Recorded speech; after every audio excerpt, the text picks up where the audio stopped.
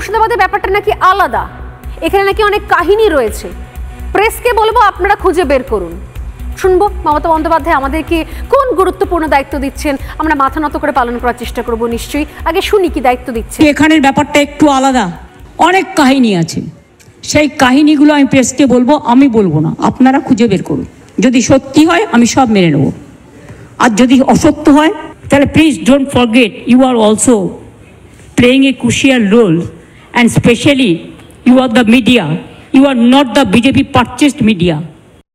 মাননীয়, যা ঘটছে, যে বক্তব্যগুলো আমাদের সামনে এসছে সেগুলো বহুবার করে আমরা চালিয়েছি, আমরা দেখিয়েছি, আপনাকে শোনানো হয়েছে। সেখানে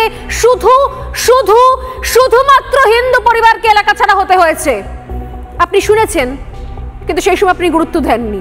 আজকে আপনি বলছেন যে আমাদেরকে খুঁজে বার করতে হবে, এটা আমাদের কাজ খুঁজে বার করা, এটা আপনার পুলিশের কাজ। আপনার পুলিশ করেটা কি? কোথায় কোন জায়গাতে সরস্বতী পুজো করতে দেবেন এটাও আমাদেরকে খুঁজে বার করতে হয়। কোথায় কোন জায়গাতে ওয়াকফ বিরোধী আন্দোলনের নামে তাণ্ডব চলে এটাও আমাদের খুঁজে বার করতে হয়, সমস্ত আমাদেরকে খুঁজে বার করতে হয়। তাহলে আপনার পুলিশ কি করে? আপনার পুলিশ তো আপনার দলের জন্য চলছে না, আমাদের ট্যাক্সের টাকায় চলছে।